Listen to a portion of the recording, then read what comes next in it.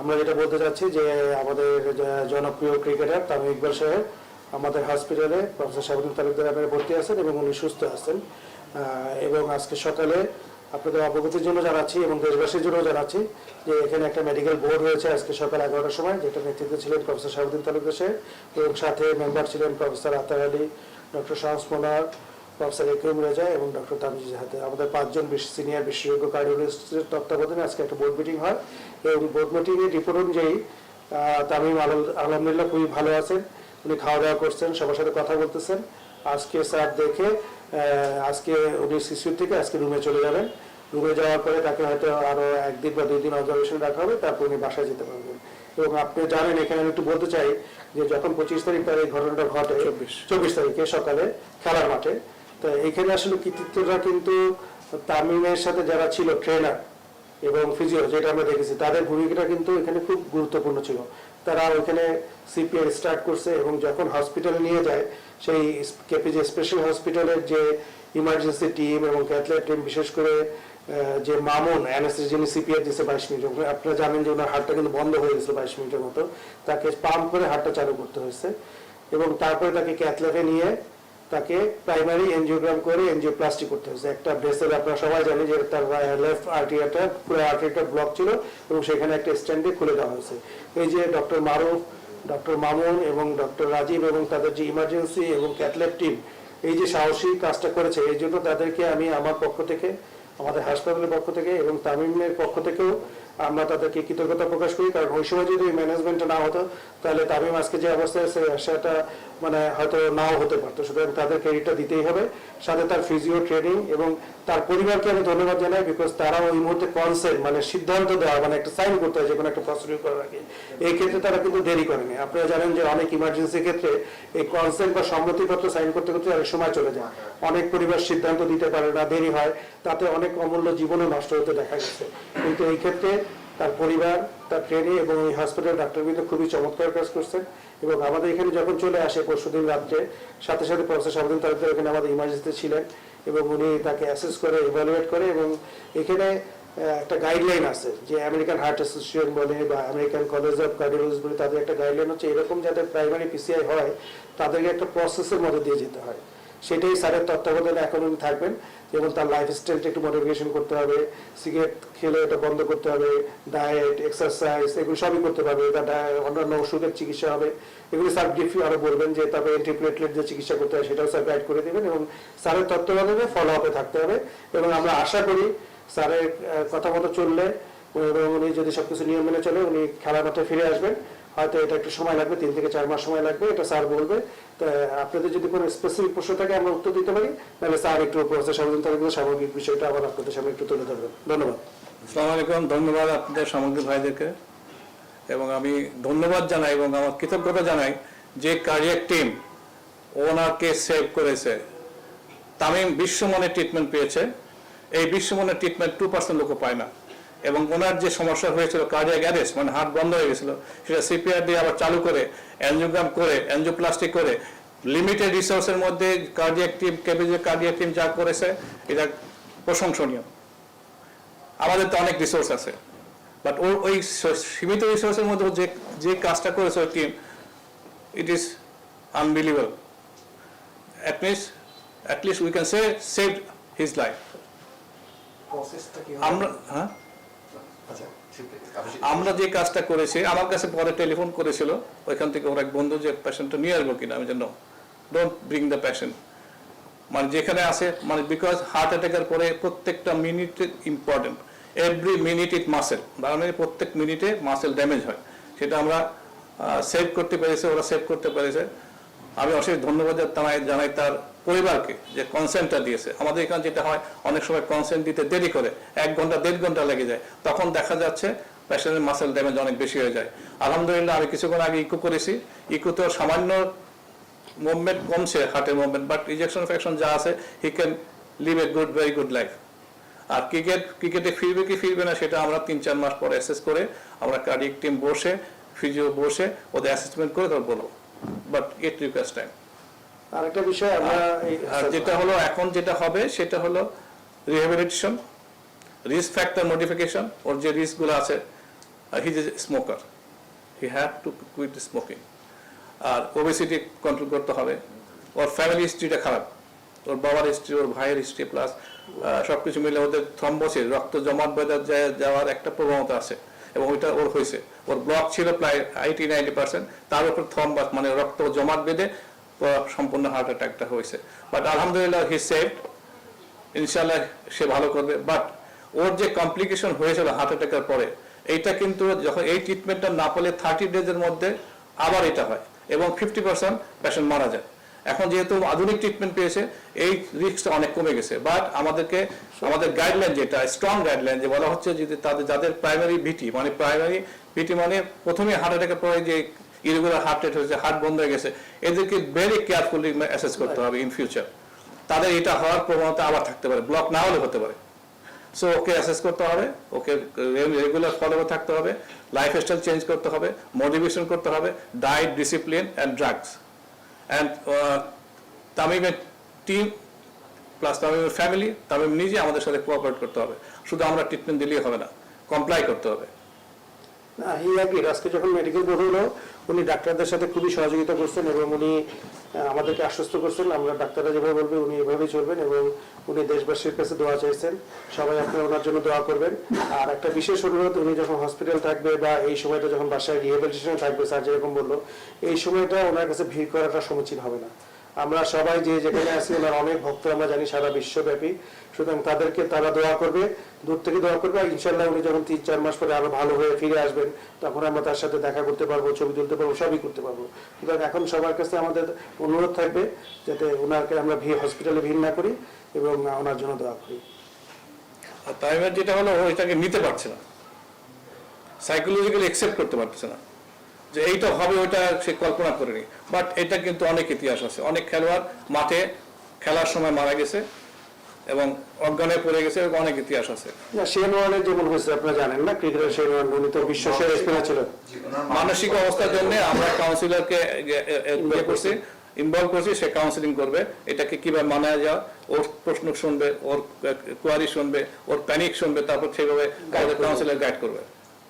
But উনি আগে যে ভালো আছে। আজকে সকালে আমাদের সাথে অনেকক্ষণ মেডিকেল বোর্ডে উনি কথা বলছেন, ওনারও কিছু প্রশ্ন ছিল, সেগুলো জানতে চেয়েছে, স্বতঃস্ফূর্তভাবে উনি অংশগ্রহণ করেছেন। এখন যেটা বললেন স্যার যে মেনে নিতে পারছে না, মানে এটা কোন ইমপ্যাক্ট তো অবশ্যই থাকবে। এটা হলো আপনি শোনেন, সাইকোসিস বলে একটা কথা আছে, সেটা সিসিউ সাইকোসিস হতে, এমআই হার্ট অ্যাটাকের সাইকোসিস হতে পারে, হসপিটাল সাইকোসিস হতে পারে। এটাকে এই বয়সে একটা দুর্দান্ত প্লেয়ার, এক বিশ্বমানের প্লেয়ার, আমাদের গৌরব, এই ছেলেটা এই হার্ট অ্যাটাক হবে, সেটা কেমনে মানবে?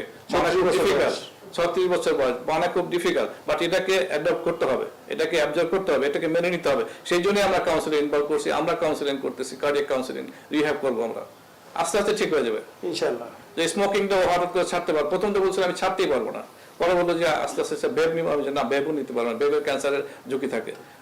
তারপরে বললো আজকে সকালে সে বুঝলো, আমি বললাম ঠিক আছে নিকোটিন প্যাচ অথবা নিকোটিন গ্রাম আমরা দিই, সে অ্যাকসেপ্টেড, এবং সে সিগারেট খাইতে চাচ্ছে, কিন্তু আমরা অ্যালাউ করতেছি না, বিকজ এই সিগারেট খাইলে আবার যে ওনার সমস্যাটা হয়েছিল ভিটিপি আবার হতে পারে, তো নিকোটিন থাকে। তো আপাতত আপনার এখানে কতদিন থাকছে বা আমরা ইনশাআল্লাহ আজকে একটু ক্যাবিনে দিলাম, আমরা অ্যাসেস করব, মোবিলাইজ করব, হাঁটাবো, তারপর আমরা ওষুধের সাইড ইফেক্ট দেখতে হবে, ওষুধের অ্যাকশন দেখতে হবে। ওর কিছু কিছু ওষুধ আমরা দিতে পারতেছি না, বিকজ তার হার্ট রেট কম আর ব্লাড প্রেশার কম ছিল, এই জন্য কিছু কিছু ওষুধ দিতে হয়, সেটা কার্ডিয়াক মেডিসিন, হার্টের মেডিসিন, বাট ব্লাড প্রেশার কমায়। সেই জন্য আমরা অ্যাসেস করবো, এটা শুরু করে ইনশাআল্লাহ ছাড়বো। সেটা আপনাকে এখন বলতে পারছি না, হয়তো কালকে 2-1 দিন পরে অ্যাসেসমেন্ট করে কবে ছাড়বো সেটা আমরা নিশ্চিত করবো মেডিকেল টিম বসে। আমরা আপনাদের জানাবো। স্যার আপনি বলেন 30 ডেজ এর একটা না, 30 ডেজ যেটা যখন ট্রিটমেন্ট ছিল না, ওর তো ওয়ার্ল্ড ক্লাস ট্রিটমেন্ট পেয়ে গেছে।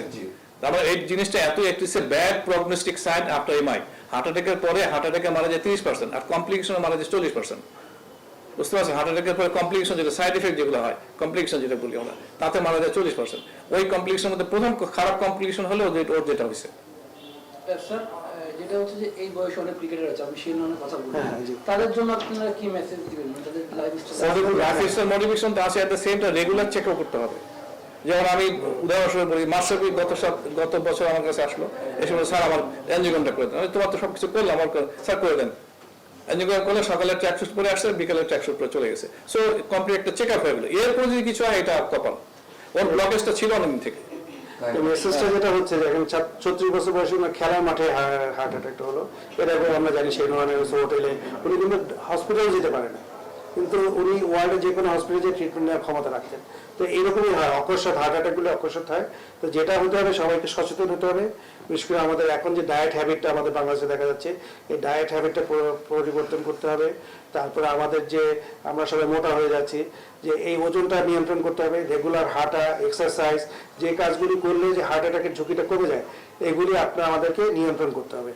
আর একটা গুরুত্বপূর্ণ জিনিস যেটা হচ্ছে এখানে তামিম ইকবালের ক্ষেত্রে, যে ওনার ফ্যামিলি হিস্ট্রিটা পজিটিভ ছিল। যাদের ফ্যামিলি হিস্ট্রি পজিটিভ থাকবে তাদেরকে আরও বেশি সতর্ক থাকতে হবে। তাদেরকে শুধু এই যে লাইফস্টাইল মডিফিকেশন এটা করলেই হবে না, তাদেরকে রেগুলার কার্ডিওলজিস্ট বা ডাক্তারের পরামর্শ থাকতে হবে এবং মাঝে মাঝে কিছু পরীক্ষা করতে হবে। বছরে অ্যাটলিস্ট আমরা বলি যে একবার একটা সম্পূর্ণ হেলথ চেক আপ করা উচিত।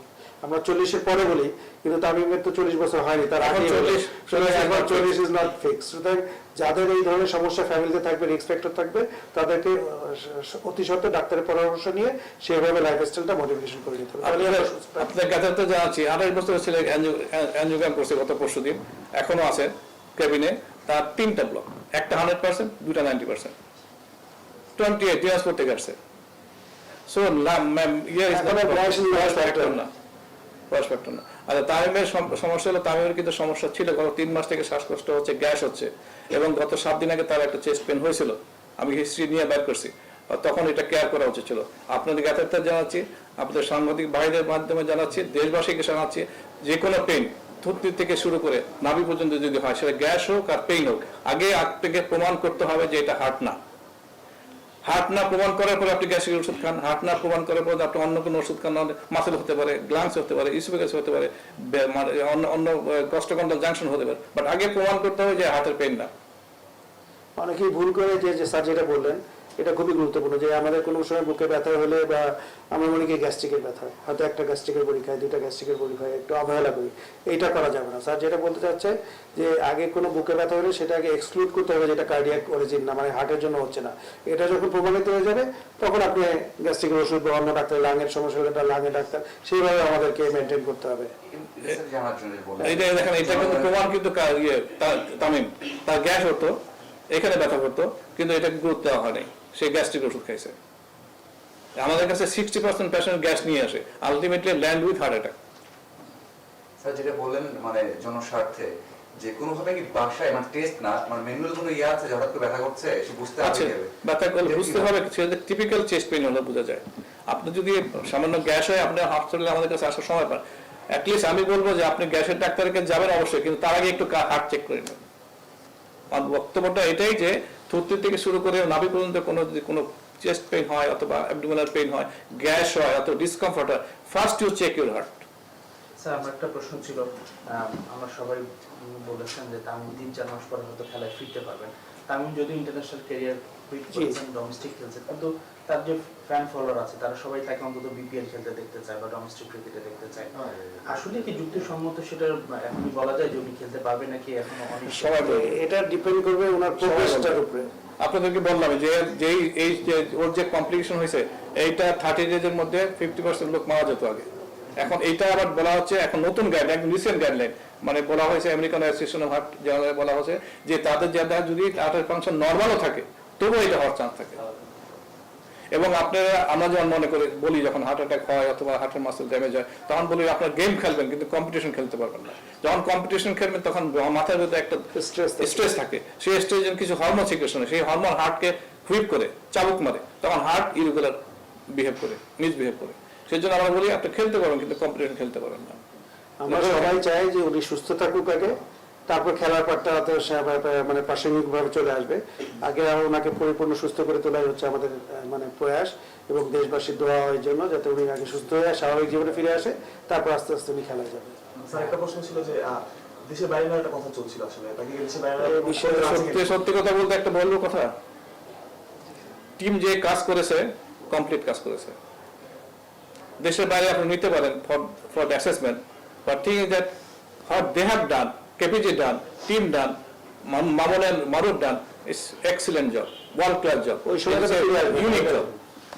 আমাদের এখানে আমরা করি, যেমন তামিম যখন আমার কাছে রিসিভ করে তার সাথে পরে আধা ঘন্টা পরে আমি একটা কেস করছি, বাট আমাদের অনেক সাপোর্ট আছে, আমাদের টিম রেডি আছে, কিন্তু ওর টিমটা ওরকম রেডি ছিল না, অথবা রেডি ছিল কি আমি জানি না, বাট আমাদের সার্জারির ব্যাকআপ ছিল, ওর সার্জারি ব্যাকআপ ছিল না। বাট ও ছেলেটা যে সাহস দেখাইছে, ওদের টিম যে সাহস, অ্যাকচুয়ালি হটস্পটে এসে এটা মানে দেখেন মানে এটা প্রশংসনীয়।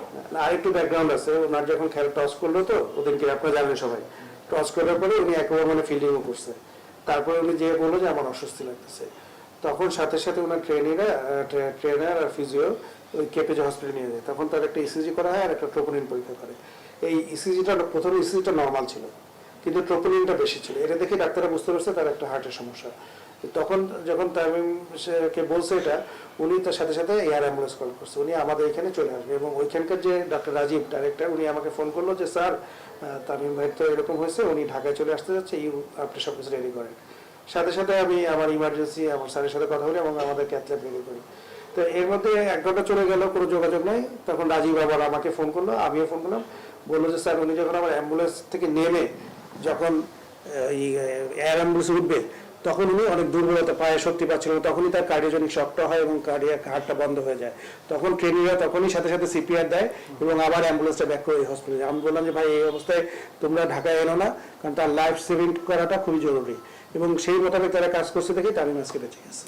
আমাকে ফোন করেছিল, আমি বলছিলাম তখন যদি নিয়ে আসছে আল্লাহ করে কি হেলিকপ্টারের মধ্যে কিছু একটা হলে আমরা তাকে ফিরে পেতাম না। সুতরাং রাইট ডিসিশনটা তারা নিছে। এবং এখানে 3টা পার্টি জড়িত, আমি আগেও বলছি, ডাক্তাররা, তার পেশেন্ট ফ্যামিলি মেম্বার এবং হচ্ছে ট্রেনি এবং ফিজিওরা। এই 3টা টিমের কাজটা এত সুন্দর মতো হয়েছে যার কারণে হার্ট সাকসেসফুলি স্ট্যান্ডটা বসানো গেছে। উনি বিকাল 4টার দিকেই মনে হয় স্বাভাবিকভাবে কথাবার্তা বলতে পারছে। মানে এটা নাহলে আসলে অকল্পনীয় কাজ করেছে। মানে আমাদের ডাক্তাররা, আমাদের দেশে ডাক্তারদের সম্পর্কে অনেক ধরনের কথা হয়, কিন্তু এই ক্ষেত্রে আমি বলবো যে salute to them, they have done a real good job. আজকে শেষ করি। এবং আপনারা টাইম টু টাইম যখন ছুটি হবে আমরা আপডেট জানাবো, আপনার ডিউটি ম্যানেজারের সাথে যোগাযোগ রাখবেন, তা আমি ভাইয়ের জন্য দোয়া করবেন, আমরা আপডেট আপনাদেরকে জানাবো। স্যার কবে জানার জন্য প্রশ্নটা হয়ে গেছে কিনা, সেটা হচ্ছে যে 100% ব্লক হয়, সেটা তো নিশ্চয় একদিনে হওয়ার কথা না, ওর যেটা হয়েছে 100% ব্লক ছিল না, ওর ব্লকটা ছিল 70 to 80%, 70 to 80% কনসেন্ট্রিক ব্লক, দুই দিক থেকে ব্লক ছিল, রক্তনালীর দুইকে চেপে ধরছিল। But top of that or dehydration ছিল, অথবা স্মোক বেশি করেছে, অথবা পানি খায়নি, অথবা খাবার কিছু খায়নি, অথবা আপনার মানে এক্সারসাইজ করেছে, সোয়েটিং বেশি হয়েছে, তখন এখানে একটা থ্রম্বাস জমে গেছে, ব্লাড ক্লট জমে 100% হয়ে গেছে। 100% না হলে হার্ট অ্যাটাক হবে না, তখন ওই রক্তটা জমাট বেঁধে 100% হয়ে হার্ট অ্যাটাকটা হয়েছে। মানে ওই ব্লক তো কারণ ছিল, তার ব্লক তো কারণ ছিলই, ব্লক হয়ে যাওয়ার পরে হয়েছে তা না, তার তো ব্লক হলে শোনেন হার্ট অ্যাটাক হয় 3টা কারণে। একটা হলো ব্লক কমপ্লিট হয়ে, অথবা থ্রম্বাস হয়ে, অথবা রাপচার হয়ে। রক্তনালী যে প্লেটটা জমে, যে কোলেস্টেরল জমে, অনেক সময় স্ট্রেসফুল কন্ডিশনে, স্মোকিং এ, অ্যালকোহলিজম, অথবা যে কোনো আনকন্ট্রোল ডায়াবেটিস, কোলেস্টেরল, হাইপারটেনশন হলে তখন ওইটা রাপচার হয়ে যায়। যেমন একটা হাতের খোঁচা লাগলে অথবা কেটে গেলে একটা উপরে একটা ক্রাশ করে না, ওই কোলেস্টেরল ওর ক্রাশটা মধ্যে জমে থাকে, ক্রাশটা যখন ফেটে যায় তখন ওরা রক্তনালী বন্ধ হয়ে যায়। আমরা যেটা জানতাম যে 100% ব্লক, নট নেসেসারিলি 50% ব্লক হতে পারে। স্যার উনি কি যে 72% তার ব্লক আছে, এটা কি তার আগের কোনো অ্যাসেসমেন্ট? স্পোর্টসম্যানরা তো অনেক ধরনের অ্যাসেসমেন্ট করতে পারেনি, সে তার গ্যাস গত 3 মাস থেকে অ্যাসেসমেন্ট করতে পারেনি। আমি তো ওই কথাই বুঝাতে চাচ্ছি যে গ্যাস ইজ নট গ্যাস।